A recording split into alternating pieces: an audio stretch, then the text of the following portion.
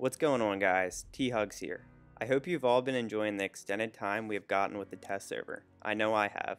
Since my latest video going over the best landing spots on Miramar seemed to help out a lot of people, I'll be sharing 7 tips with you guys that I think you should know when playing this map. Overall, these tips have personally led to me getting more kills, chicken dinners, and a better time playing the game.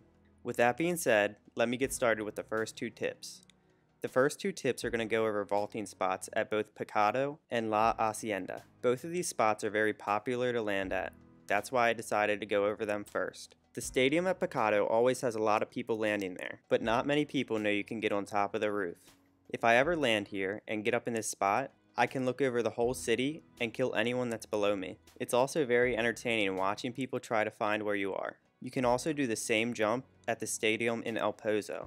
I don't like this spot as much as the stadium in Pecado, but it does offer a line of sight over the majority of the city. The next spot I'll be going over is at Hacienda. If you ever land here, you are able to get on top of the roofs of the large building. This can throw a lot of other players off when they're trying to find you, or you could easily kill other players that are just running around on the ground.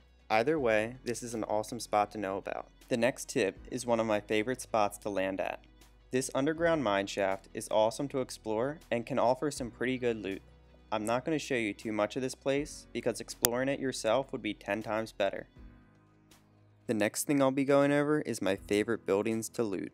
These large brick buildings right here never seem to disappoint. Whenever I loot them, I seem to find plenty of guns on the bottom floor, and when I vault up to the second floor, there usually seems to be a scope or a lot of healing. These warehouses right here also seem to have a lot of loot, and they're very wide open, so if you're on the run or you just want to loot fast, they should provide you with what you need.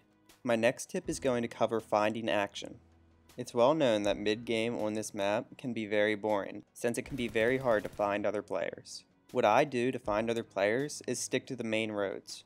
Since it's very difficult and annoying to drive through the desert mountains, many players just drive on roads or through the valleys. So if you recall where your flight path was in the beginning of the game, you can use that to see which roads players will be taking in order to get into the next zone. This is very fun since it's basically target practice on moving vehicles. My next tip is to stay away from cars, especially in late game. Yes, I know you'll need a car to get into zones, and that's completely fine. All I'm saying is people will be able to spot you from all over if you're in a car, and the majority of the ridges on this map are too small to cover your vehicle from gunfire, so being on foot will definitely be a better option. Also, I see a lot of people sitting inside of houses during late game. I prefer not to do this because staying in a house limits a lot of my visibility.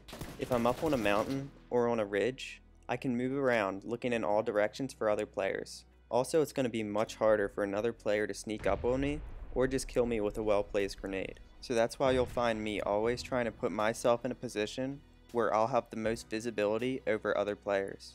This next tip is about finding range or scopes. Since this map is so wide open and you can spot players very easily, a lot of players will be shooting you from far distances.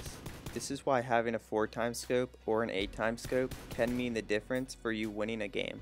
So always make sure to be on the lookout for ranged weapons or scopes. They will be a great help in late game situations.